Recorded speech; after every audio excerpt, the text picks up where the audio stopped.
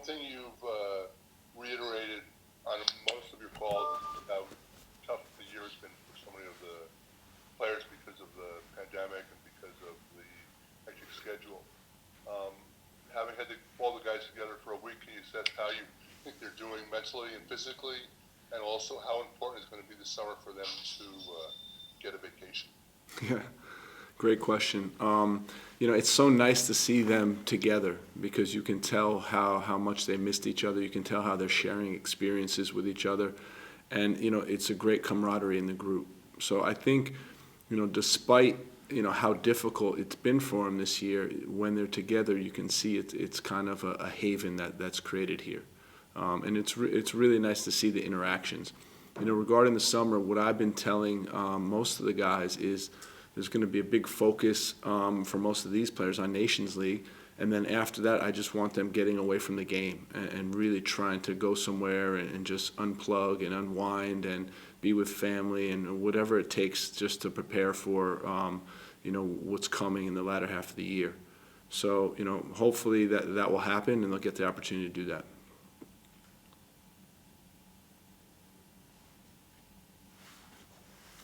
Next will be Jeff Carlisle from ESPN FC.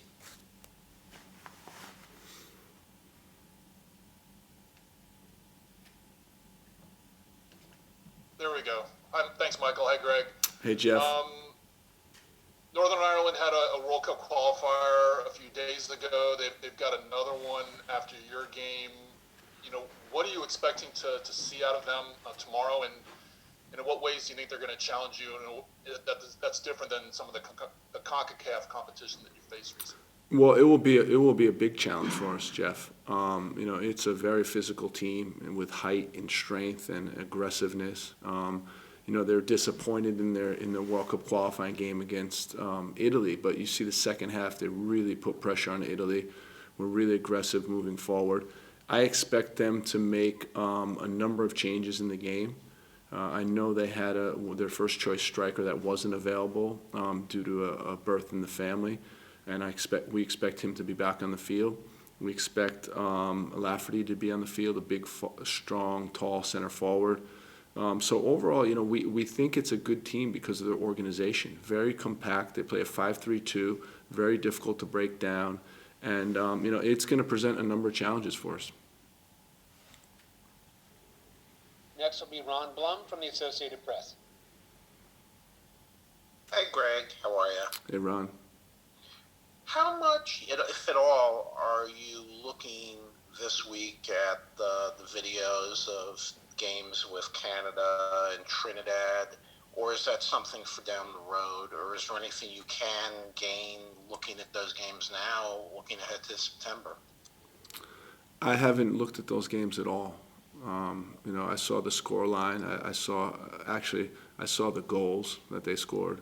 But other than that, we haven't begun to scout them, and we will. We'll do a deep dive on all those teams. Canada's a team that we'll face in the Gold Cup as well, so we'll become much more familiar with them, and we'll see how it all develops for those countries. It's really interesting with this playoff format to see who's going to make it through.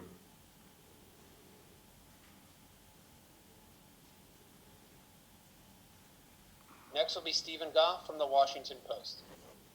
Hey, Greg. Just want to check with you on the 23 guys who presumably are with you right now, and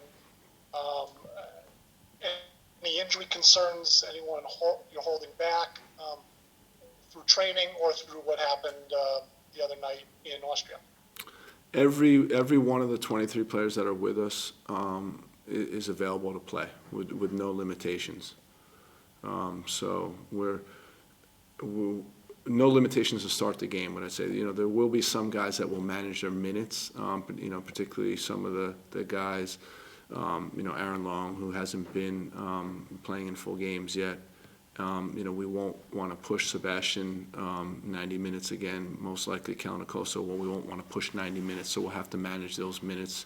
But everyone's ready to go, Stephen. Thanks. Next will be Paul Gilmore from Sky Sports. Thanks, Michael. Greg, welcome to Belfast. I've just got two quick questions, if that's okay. The first one is, You mentioned Northern Ireland being a compact team. I just wonder, what's the best way to break down a team like that, opposition like that? And the second question is just on Christian Pulisic and what you've made of his time at Chelsea so far, specifically this season. Thank you. So regarding Christian, I think he's done a great job at Chelsea. At first embracing the challenge of coming to terms with the Premier League. When you see players like Werner, who has difficulties adapting from the Bundesliga to the Premier League, you can see it takes a toll on players, and they have to adapt. And I think he's done a good job adapting. Now with the new managers coming in, he's finding his footing again. He had a really strong weekend before he came into camp, and we expect him to continue to push on. He's a quality player who can make the difference in the attacking third, and I can see him, getting more minutes as the season unfolds. Regarding Northern Ireland, it's interesting because the game against Italy, gave a really good picture of them. I think in the first half they tried to be more compact, but Italy picked them apart pretty well. In the second half they were much more aggressive, high pressing, and they created more chances, but they also gave up a bunch of chances also. So a lot of it depends on them and what they're willing to do and what willing to commit to the game. If they are going to come high press us, I think it will open space for us, for our quick players. And if they stay really compact, it's about us moving the ball quickly and trying to play behind them. Next will be Ryan Talmadge from Goal.com. Hey, Greg, obviously, you have a big game tomorrow, and I'm sure a lot of your focus has been on that, but there's another big game, going on in Mexico tomorrow night. Do you guys have any plans on watching that? The timing kind of works out in that way, and as someone following that, as the national team coach following that from Europe, what has that kind of been like for you, building that into this camp, around this camp? Has it been exciting to watch those guys? Has it kind of been nervous since it is a little out of your control? What's it kind of been like following that from, a distance away? We've been talking about it, and, we're behind them 100% and excited about it. Excited to see the game tomorrow night. We will watch it. We'll have it on. It's going to be late hours here, but we'll still be able to get it on. And, it's... To me, it's a great opportunity for U.S. soccer. I think Jason's done a good job with this group. It's not easy when almost all of your starting 11 is not available due to not being released. But we've compensated. I think it speaks to the depth in our player pool, and we're behind these guys 100% and hoping they're gonna win this game against Honduras. Next will be Franco Panizo from SBI Soccer. Thank you, Michael. Hey, Greg. Just Franco. two quick ones for you. Just what do you want to see from the group tomorrow against Northern Ireland? Just more of the same in terms of the style of play you guys have implemented, or is it maybe a little bit different since it's a different opponent from a different region that can bring, like you said, maybe different style of soccer?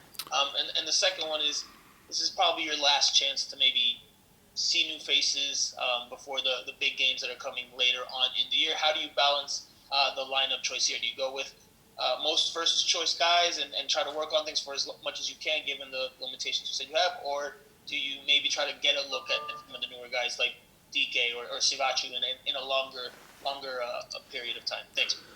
No, I think that's a good question and good point that you raised. We're certainly going to use this game to look at, some new faces. I think we need to do that. We need to be, have really good evaluation of all the players, before we go into this busy year.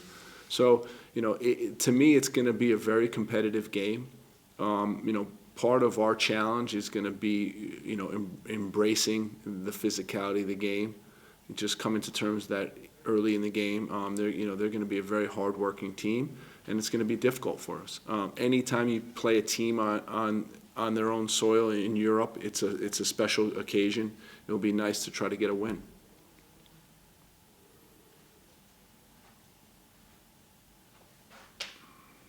We'll go to Brian Sciaretta from American Soccer Now.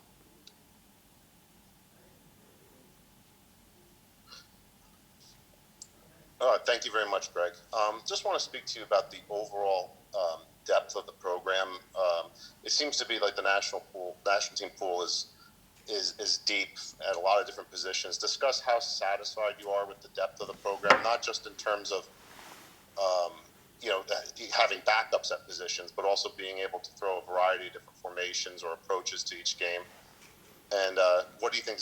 Why do you think the depth has increased so much? And then, second of all, later in the year, how tough is it going to be for someone breaking out later this year or even in the next year to break into this team, given there are no real friendlies? It's just going to be mostly just World Cup qualifying. Thank you. So, to answer the second part first, it will be up to the player and how they're performing with their clubs. We've always said, we're open to taking new players in. We're open to a player who performs his way onto the team, and that's how it should be.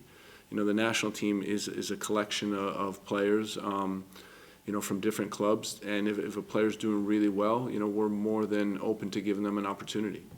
In terms of the depth on our player pool, I think it's good.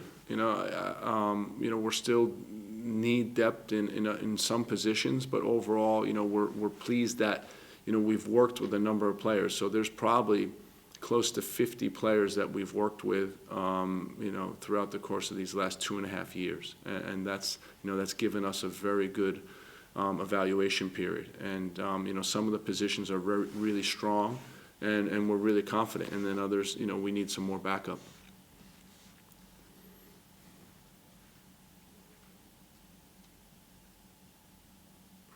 Our last question goes to Emily Olson. Thanks, Michael. Greg, thanks for taking the time.